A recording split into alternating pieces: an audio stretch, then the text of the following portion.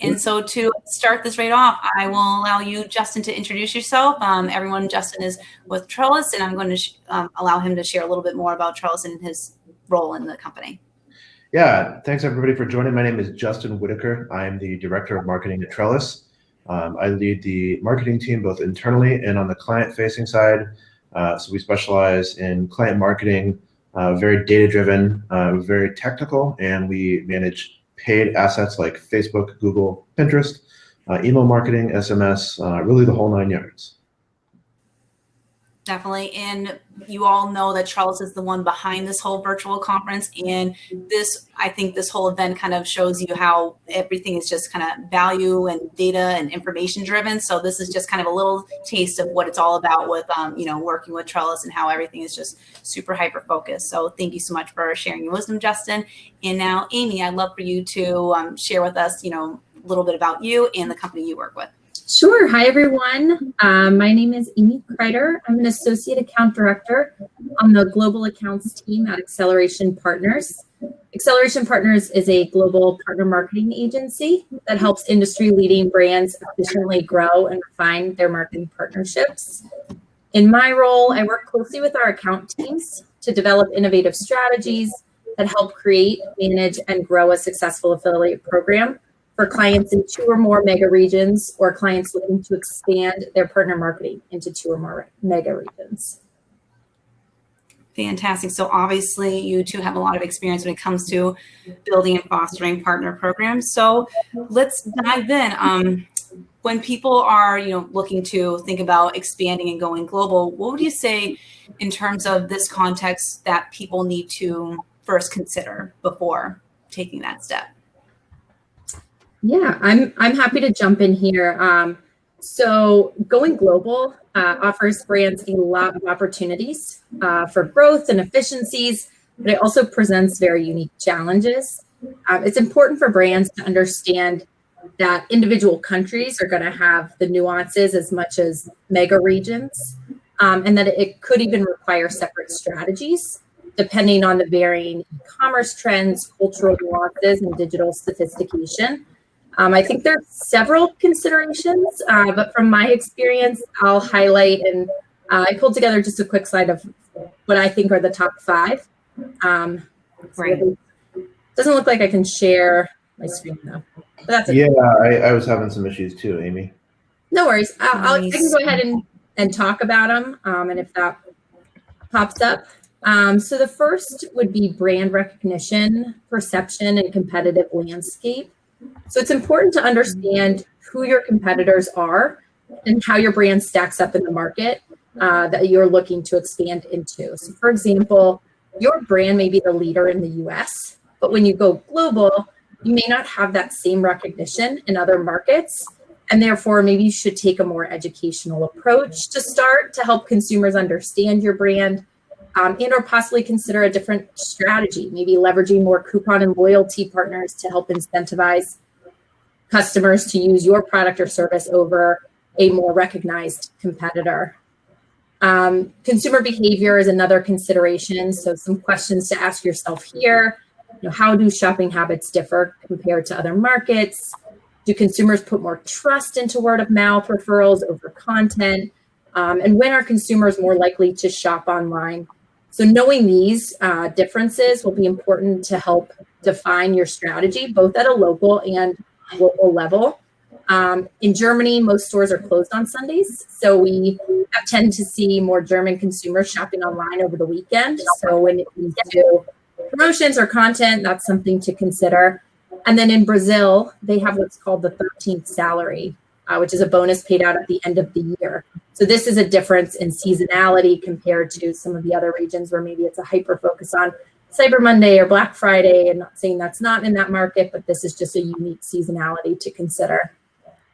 Local regulations also can't be ignored, and it's really important to stay compliant wherever your brand is promoting. So it's important that you understand those regulations, both again, looking at the larger mega region, but also the countries specifically. So you have regulations like GDPR, the General Data Protection Regulation in the EU, which looks to create a universal approach in the countries within that larger entity to give more control to consumers over their personal data. And then in the US, a recent law took effect, the CCPA, the California Consumer Protection Act, which focuses on opting, but addresses that data privacy.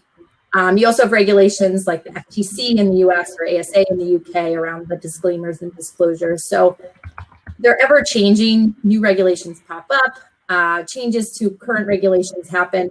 So it's worth seeking some local counsel to ensure that you're considering all of those that apply to your brand and the markets that you're in.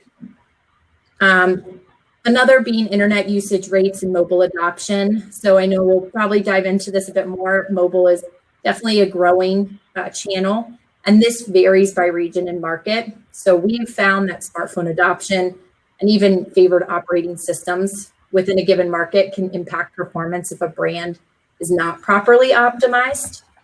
And then lastly, I think it's really important for brands before they go global to think through and plan out their global program structure and strategy. So in our experience, a successful partner program is based on accurate tracking, commissioning, and analysis. So spending the time to research and select a tracking platform that will support not only the structure and the strategies, but also the markets that you want to expand into. And then creating that centralized global strategy so that all stakeholders, whether they're in whatever region, internally, external partners that you're leveraging, are just aligned on the goals and vision of the program, and it all can move in the same direction and execute efficiently and effectively. That's great. And I love how you gave some really specific, concrete answers, because it just kind of opens things up beyond from what many of us joining this event are US based and are more so used to what we see in America. So I love how you gave those concrete answers to just give us more ideas of how it's different things that we need to consider. And Justin, I'd love to hear from, what are things that you think people need to consider that you like to add? I mean, Amy covered a lot, but I want to make sure that, what are things that you think people need to think about when they're entering this? Yeah, it's a great question. So, on the marketing side, definitely going to look at more from a prospecting perspective, new customer acquisition, which is always challenging for any company. So, some of the new barriers that you're going to see with global is multi-language, longer delays on how your optimizations really get fine-tuned. And, multi-language seems like a big task, and it can be for some companies, but the nice thing is most of the partners that we work with, like Facebook, Google, and Pinterest, have built-in features in their platforms that will auto-translate any text. Now, that's not going to apply to any creative that was made with pictures that have text overlays or anything. But in general, they make it pretty easy. Just keeping in mind that different wording can mean different things in different regions, and making sure that that's something that you're looking at before you really deliver that whole strategy.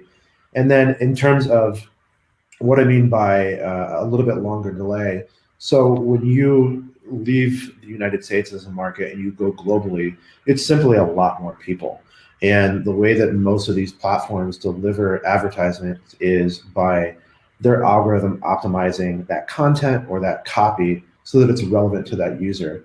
And just because someone in the United States finds something relevant, it doesn't necessarily mean that that same person in Italy is going to. And maybe it's not culturally relevant to that person. So the delays can take a little bit longer, but the payoffs are really good. And that's something I'm going to talk about a little bit longer in the presentation. Definitely. And so you touched on it a little bit, but I'd love to hear, what are some more challenges that people should expect as they're growing globally with their program? Yeah, so again, kind of back to the prospecting, we experienced this with a client recently. We went outside of the US and Canada globally, and looking at the markets, culture is huge. Culture is more important now than it ever has been.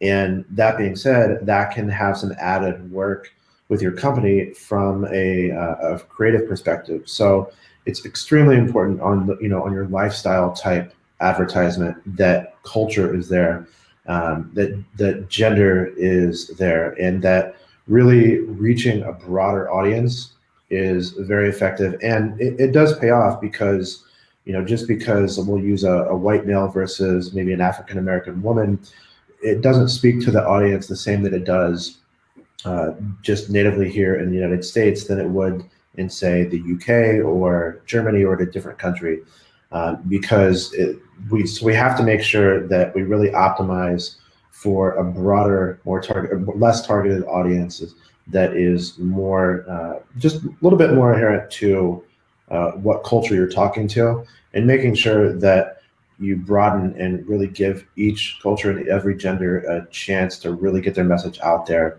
And looking at what that's producing from a revenue perspective, that can be broken down to see really where your advertising dollars are spent. So it does create a little bit more work on that side. But again, when I talked about the cost later in today's session, you'll see that it really does produce a better breakdown and better margins than it would by just doing it here in the States.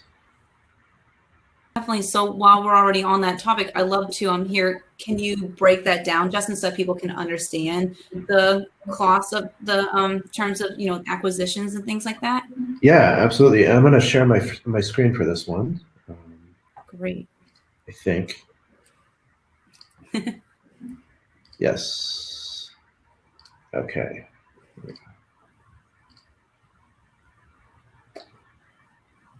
Give me 1 second. I apologize. No problem. I was going to say, before Justin, while he's figuring out how to share, I would reiterate what he's saying around the language and the creatives, and knowing which creatives are going to resonate with the cultures that you're going into, because the same creatives in the US are not going to resonate in Singapore. So being very aware of that is extremely important, especially in our experience, we've seen that not perform. So definitely. Yeah. Is everybody able to see my screen okay? Yes, perfect. All right. All right, so if we're looking at why market global, the simple answer is it's cheaper. The cost per click, impression, conversion objectives are less costly outside the United States. Our closest neighboring country outside Canada, Mexico, being one of the cheapest costs. And if you see here on the chart, we look at, these are popular types of objectives. Post engagement would be directly on Facebook. So that is engaging conversation, engaging excitement about a product or an item. Traffic would be in the form of driving website traffic, or driving traffic to a website. Video views, page likes is native only to Facebook.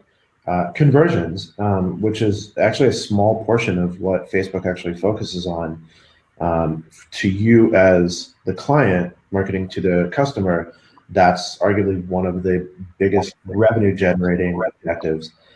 If we look at the next slide, we're looking at average CPM by campaign objective.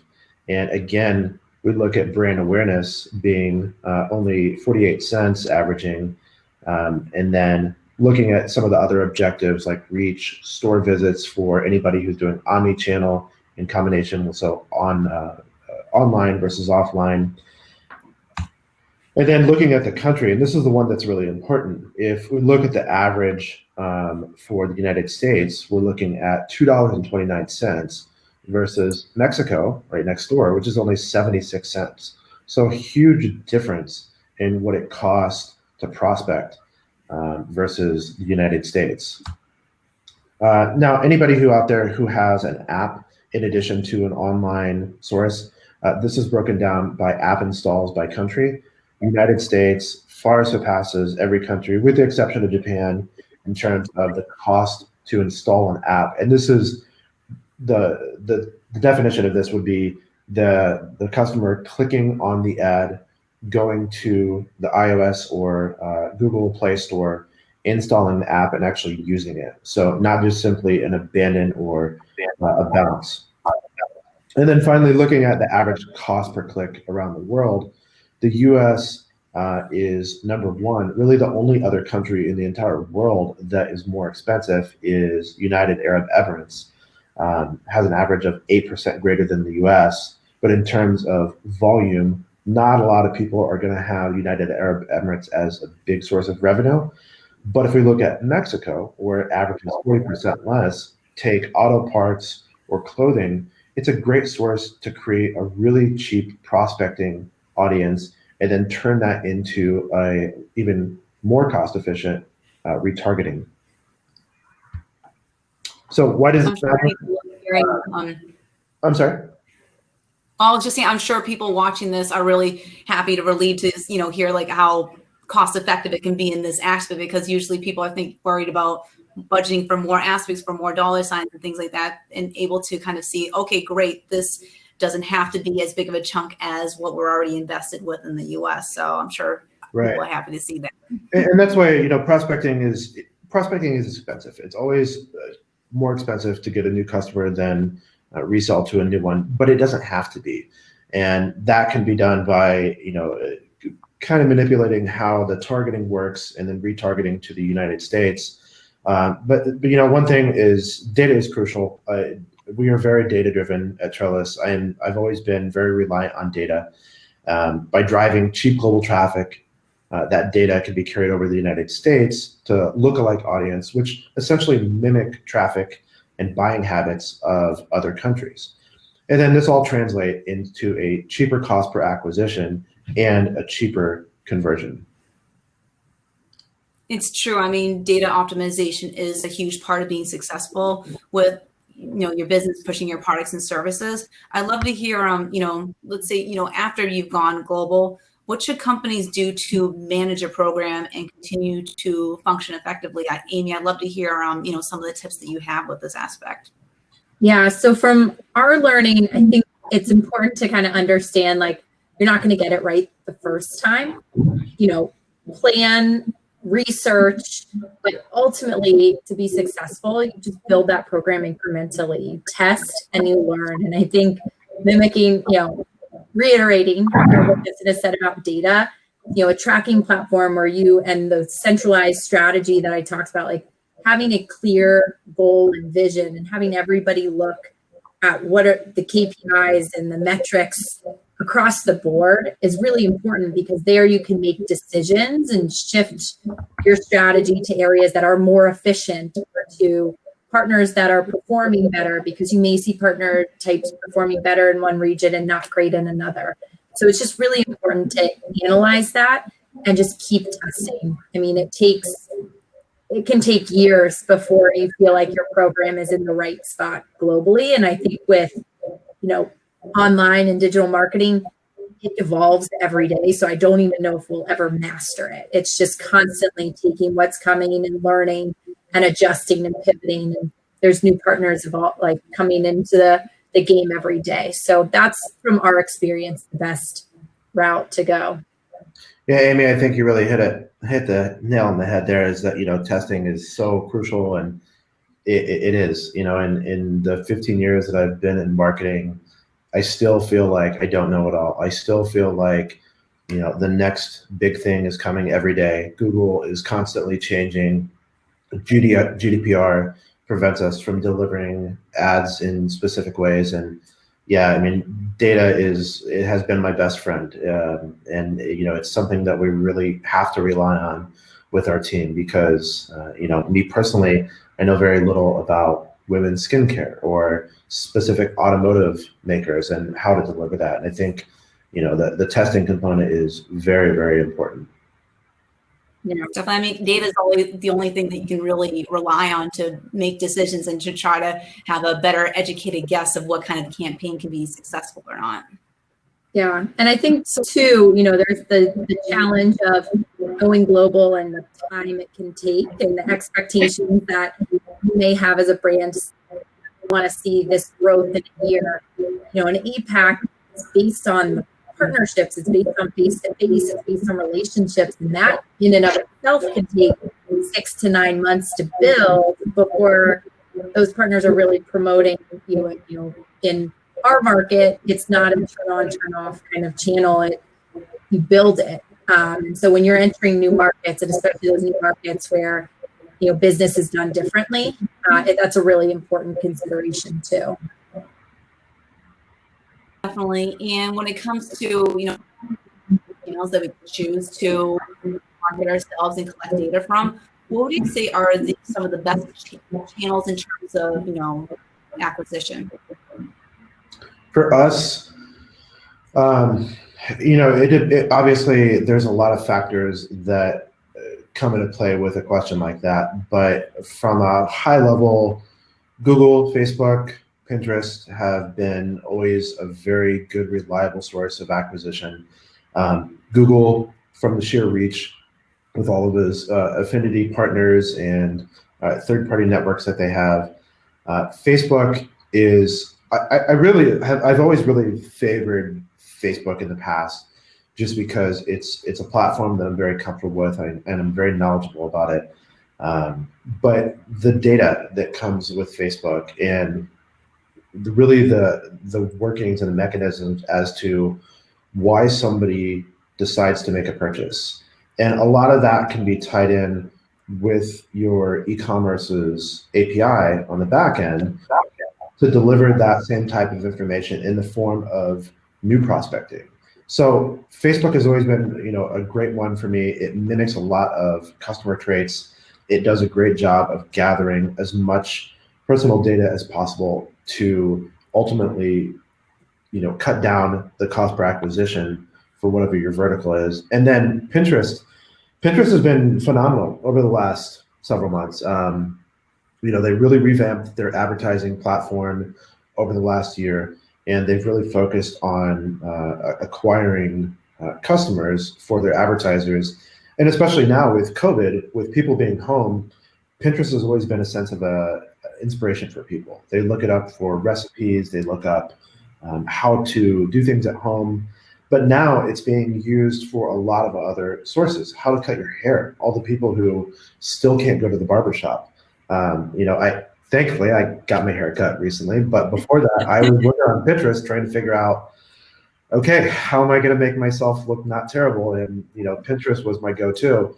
Pinterest does a great job because they don't utilize an affiliate network, meaning they don't go outside their advertising platform. So one of the advantages that Pinterest has is that they're pulling in direct information and data on that user, and you have to have an account to view it. So it's very relevant data, and at the end of the day, that means a lower cost per acquisition. So while it's not going to generate the volume as a Google would, it's going to generate very good, cheap, relevant traffic to any new market. Mm-hmm. And then it's about making sure that you are, taking the data you gather from that and then figuring out how you can take advantage of getting hyper-focused with the way you bring out your next ad on that platform. Exactly. Definitely.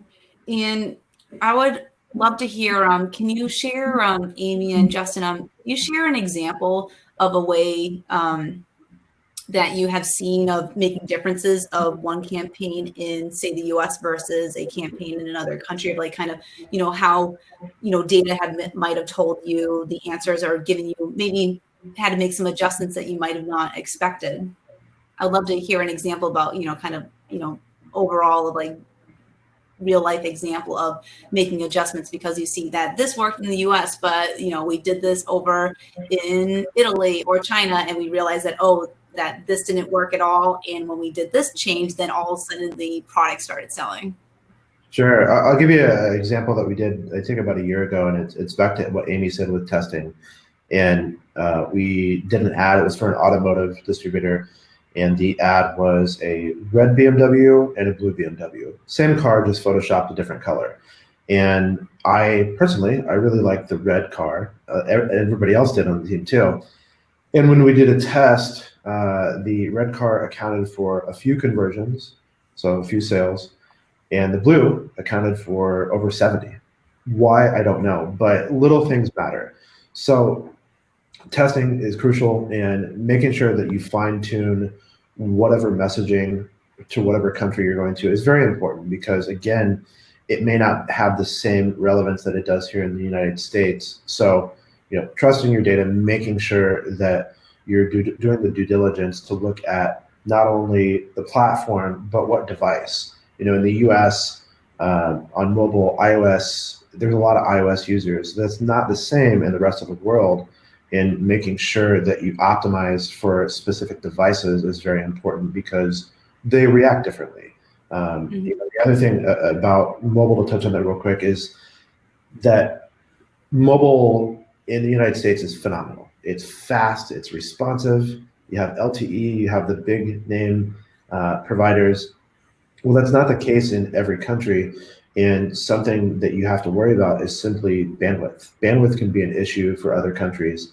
And if you have a very rich content video ad that's being displayed, well, it might not react the same way in a country with limited cellular bandwidth. So one thing that Facebook does a good job is they have a platform called Instant Experience in their ads platform that utilize the Facebook mobile application to mimic the experience of browsing your website. So if your website doesn't do great, it still does its job, but maybe you don't have the budget to completely rebuild and optimize for mobile, take advantage of Facebook's instant experience, because it will still deliver the same rich experience, but using Facebook's platform, still being able to check out on your website. So things like that can definitely help. So making sure that you look at your data and trust your data to make your next step.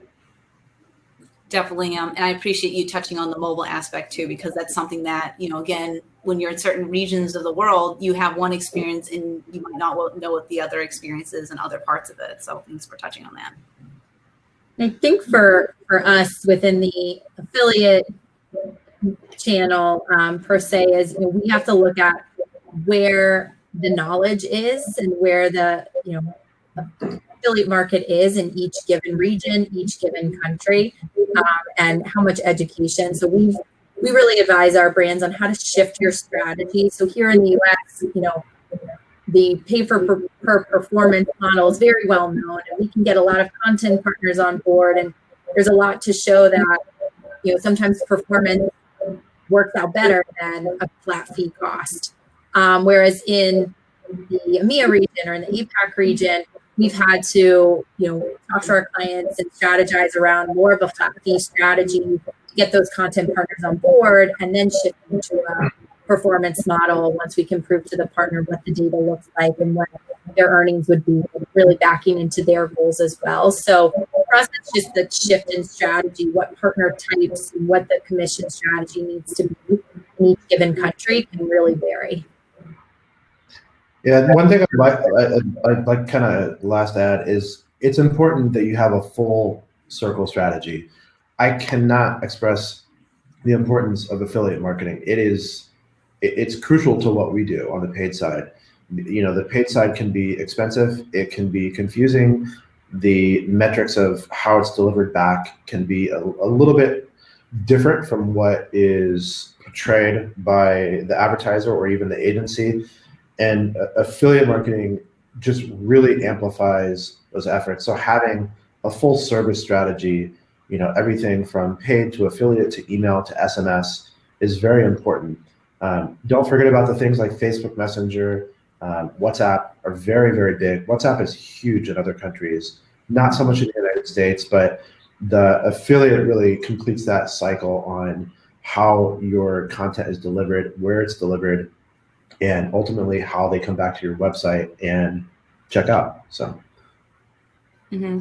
There's so many different platforms that just from me working with different clients of, from different regions, but it's amazing just to see the different platforms that mimic the similar things. I mean, WhatsApp is a great example. I mean, I've noticed a lot with Latin America and South America clients I've worked with, that's their preferred choice, or even in the Caribbean islands I've experienced with. And then there's WeChat over in Asian markets and things like that. So as you enter into different spaces and regions of the world, a big thing that is in a theme in other sessions is working with people who have experience in that market. So that way you can save that time and research of knowing what are the go-to channels, what are the go-to apps, and the go-to cultural nuances that are important to highlight and remember.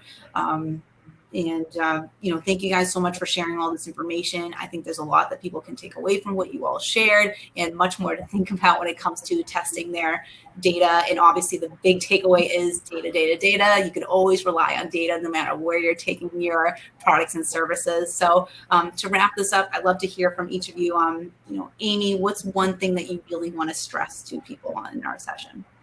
I think the biggest thing is when when going global, you've got to do your research, you've got to plan, and you've got to test and be patient and know that it takes time to build a global program.